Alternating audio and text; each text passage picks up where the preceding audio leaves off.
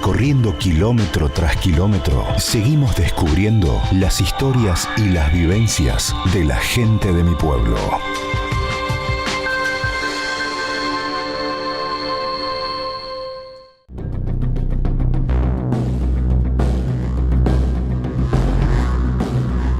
El Museo de Ciencias Naturales de la UNLAR La Rioja, creado en el año 2001 en la Ciudad Universitaria de la Ciencia y la Técnica, posee modernas instalaciones, reúne una gran cantidad de piezas de incalculable valor científico en dos secciones, arqueología y paleontología.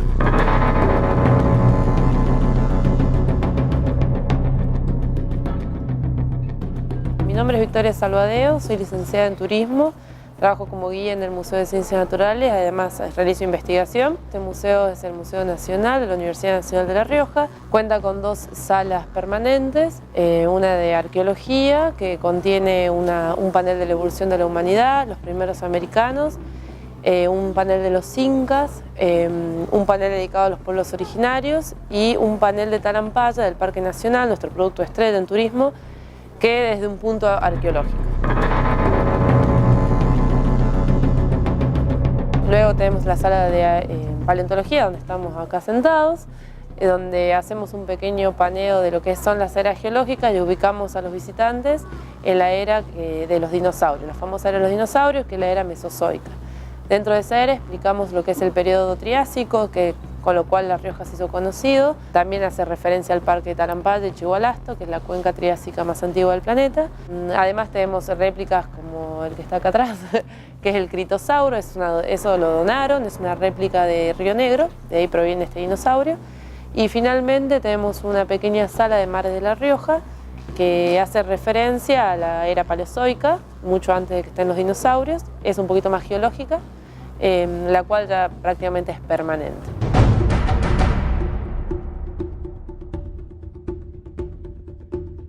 Esta es la sala de arqueología. Comenzamos por el panel de evolución de la humanidad para hacer una introducción hacia el siguiente panel. Mencionamos a Australopithecus afarensis, que es la famosa Lucy, que apareció hace 4 millones de años. En la foto se puede ver que apareció casi el cuerpo completo, tenía 1,20 m aproximadamente, pero además también mencionamos investigaciones actuales como el Ardilopithecus, que es de casi 5 millones de antigüedad, que eso es más reciente, salió en el 2011 publicado. Después hacemos referencia a las primeras manifestaciones, quiénes eran los primeros que pintaban, aparentemente los neandertales en las cuevas, en las cavernas. Mencionamos lo que se utilizó aparentemente como... En realidad ahí hay un tema, pero la piedra es como lo que primero que utilizó el hombre para hacer herramientas, que lo van a ver en las vitrinas. Pero es porque ha quedado como dato. En realidad se cree que también ha sido la madera, pero bueno, eso en millones de años ha desaparecido.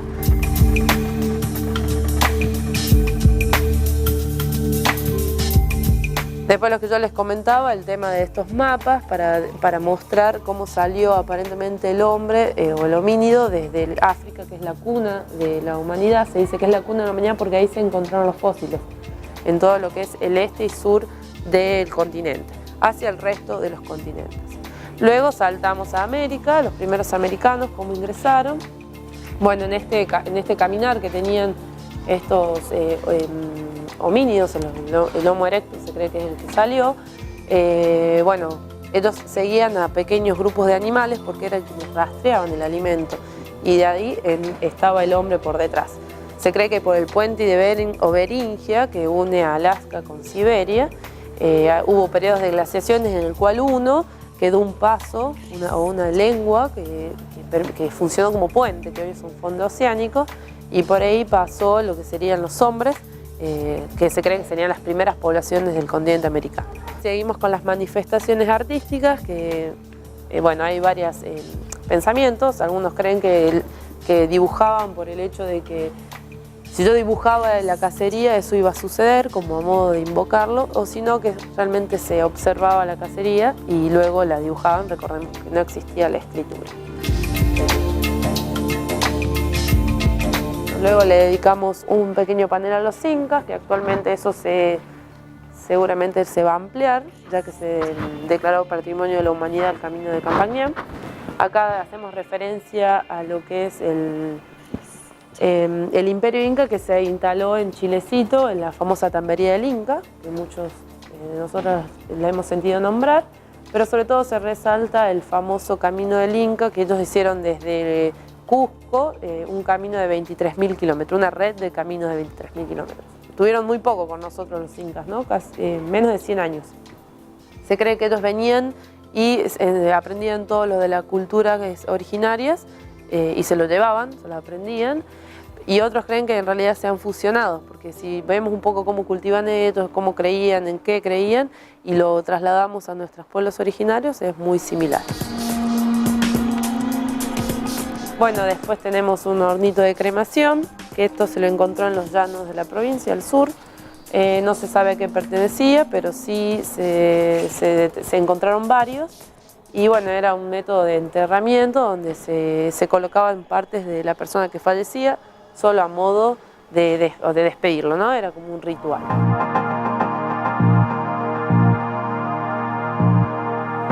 Bueno, después hacemos el panel verde, hace alusión a los pueblos originarios de acá, y empezamos con el uso de este término de diaguita, ya que es muy usual que todos digamos que acá estaban los diaguitas, en fin.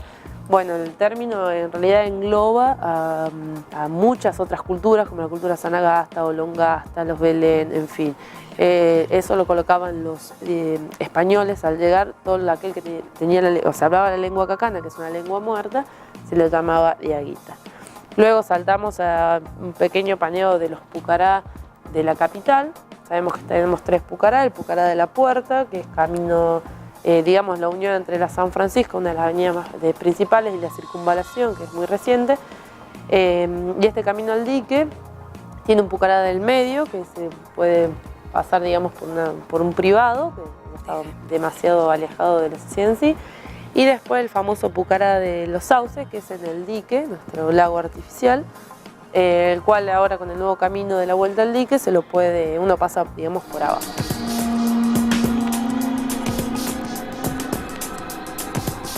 Y finalmente hacemos un poco de referencia a la cultura aguada, una cultura que tenía un peso ideológico muy fuerte, se destacaba por su buena cerámica y su buen dibujo en la cerámica. Esta cultura se expandió, digamos, por lo que es San Juan, La Rioja y Catamarca, y además se destacaba porque dibujaba el jaguar en sus jarrones. Era como muy llamativo ese hecho. Finalmente, en la sala, vemos lo que es en la sala el panel de Talampaya. Bueno, el Parque Nacional Talampaya fue declarado Patrimonio de la Humanidad por la UNESCO en el año 2000. Bueno, eso es muy importante porque quiere decir que de diferentes ciencias tiene digamos, una gran importancia en ese sentido. Este panel es solo arqueológico. Tenemos una zona geográfica que es la Quebrada de Don Eduardo, en el cual tenemos 2 enterratorios, una niña de unos 20 años y un hombre de unos 34 años, ambos enterrados de diferente manera. Los pizarrones, que es toda una parte donde ellos descubrieron estos pueblos que pasaban por el lugar, todavía no se sabe si vivían permanentemente. Descubrieron que podían, digamos, dibujar en la piedra y eso quedaba plasmado. Después tenemos 3 cuevas, una cueva artificial que es Cueva La Angostura, 2 cuevas naturales, que es Cueva Las Cuchillas y Cueva La Peligrosa. Y finalmente una zona geográfica que es Los Mogotes, que se han encontrado restos óseos también de esa época a través de los diferentes estudios que hicieron los arqueólogos.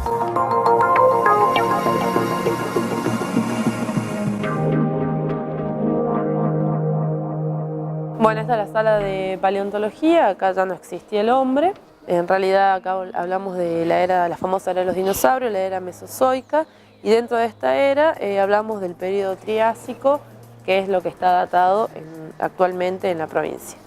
Bueno, mostramos un poquito de lo que son fósiles vegetales. Estos son troncos hechos piedra, que es una forma de fosilizar. Fíjense que toma la misma forma que tenía el organismo vivo. Y luego acá tienen otro fósil, que es otra manera de fosilizar, que es como una impresión, es una especie de una planta. Muchos de estos fósiles son de Olta, sabemos que ahí está el bosque petrificado.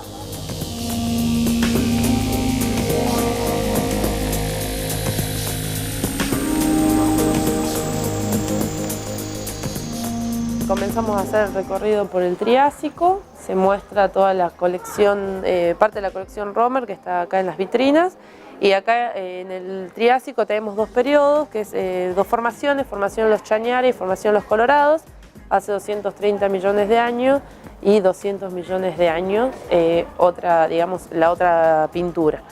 Acá lo que se muestra son dos familias de dinosaurios, los arcosaurios y los terápsidos. En ese tiempo dominaban los terápsidos, que son estos grandes que tenemos a la izquierda, y no así los arcosaurios. Pasan 30 millones de años, todavía digamos otro clima, otra oxigenación de la Tierra, y comienzan a dominar lo que son los arcosaurios. Fíjense que tienen otra estructura, son de mayor tamaño, y se cree que estas pequeñitas que vemos allá en la izquierda, bien abajo, las chaliminas, son los primeros mamíferos, que han sido los primeros mamíferos. Ya hace 200 millones de años ya había un registro de que empezaban a aparecer la familia mamífera. Y bueno, y acá apartado tenemos al Riojasaurus incertus, es el cuadrúpedo herbívoro más antiguo conocido. Es una reconstrucción, lo que es parte de la cadera, el fémur de adelante y demás, son fósiles. La columna está hecha en yeso y parte de las costillas está hecha en madera, que es otra técnica. Bueno, el Riojasaurus se hizo muy conocido porque se había encontrado y que aún está guardado en nuestro museo, es el cráneo todo articulado, cosa que es un poco más difícil en animales tan chicos y herbívoros.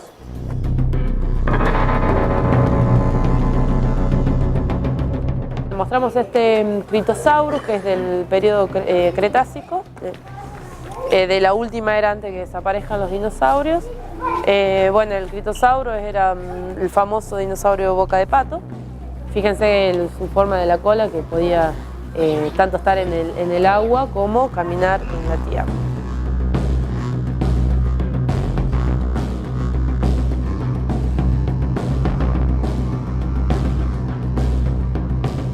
Esta pequeña sala hace alusión a lo que es la era paleozoica, mucho antes de que estuvieran los dinosaurios. Estamos hablando de 500 millones de años.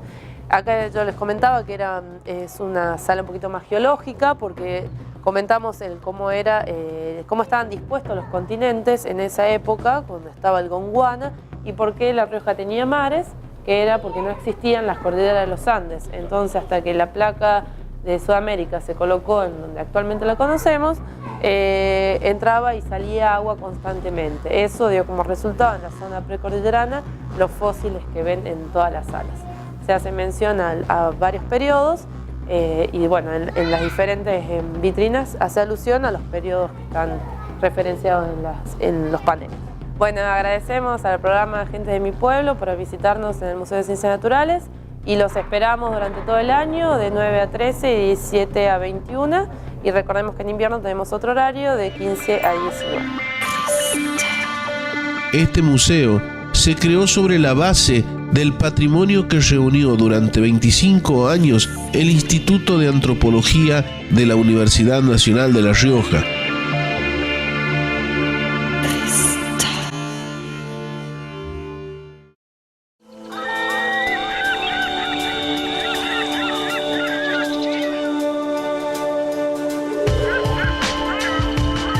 Recorriendo kilómetro tras kilómetro, seguimos descubriendo las historias y las vivencias de la gente de mi pueblo.